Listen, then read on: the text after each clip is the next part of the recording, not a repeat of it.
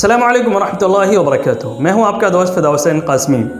آج کی ویڈیو میں آیت الکرسی کے متعلق مختصراً آپ کو اس کا عمل اور اس کا وظیفہ بتاؤں گا۔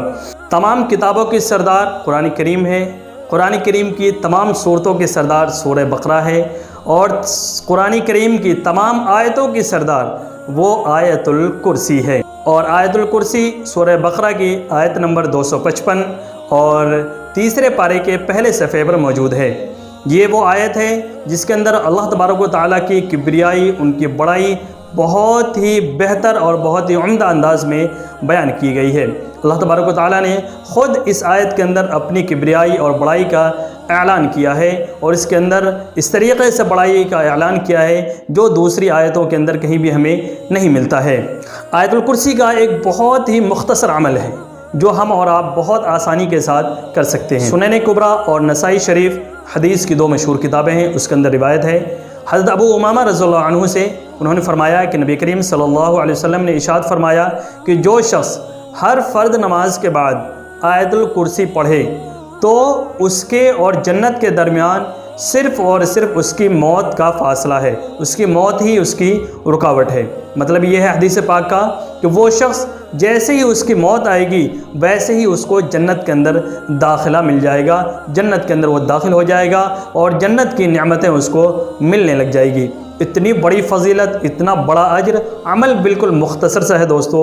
ہم اگر فرض نماز کے بعد اس کو پڑھیں مشکل سے 1 منٹ بھی نہیں لگے گی اور ہم اس آیت الکرسی کو پڑھ سکتے ہیں، اور اس اجر کے اندر اور اس فضیلت کے اندر ہم اور آپ شامل ہو سکتے ہیں۔ تو اگر آپ کو آیت الکرسی یاد ہے تو بہت اچھی بات ہے، آج سے ہی اس عمل کو کرنا شروع کر دیں، اور اگر آپ کو آیت الکرسی یاد نہیں ہے تو اس کو پہلی فرصت میں آپ یاد کر لیں، خود بھی یاد کریں، اپنے فیملی کے اندر، اپنے گھر کے اندر جو عورتیں ہیں، بچے ہیں، ان کو بھی یاد کرائیں اور ان کو بھی اس عمل پر ضرور لائیں۔ قرآن کریم کی بہت ہی پاورفل یہ فضیلت اور بہت ہی پاورفل یہ وظیفہ ہے۔ انشاءاللہ اللہ تبارک و تعالی ہم سب کو عمل کی توفیق عطا فرمائے۔ حضرت پیر ذوالفقار احمد نقشبندی دامت برکاتہم العالیہ فرماتے ہیں کہ کسی شخص کو اگر کسی بھی طریقے کی پریشانی اور مصیبت میں کوئی شخص مبتلا ہو، یا کوئی اس کی حاجت ہو جو برسوں سے پوری نہیں ہو رہی ہو، تو وہ شخص اگر تنہائی میں اللہ سے لو لگا کر کے اور دل سے ٹھہر ٹھہر کر کے اگر آیت الکرسی کی تلاوت شروع کر دے اور اس کا ورد اور اس کا ذکر روزانہ اپنے معمول میں لے آئے تو انشاءاللہ امید ہے کہ بہت جلد اس کی تمام پریشانیاں حل ہو جائیں گی اور تمام تر مصیبتوں سے اس کو نجات مل جائے گی، اور اس کی تمام حاجتیں بھی پوری ہو جائیں گی اگر اس کی جائز حاجت ہے۔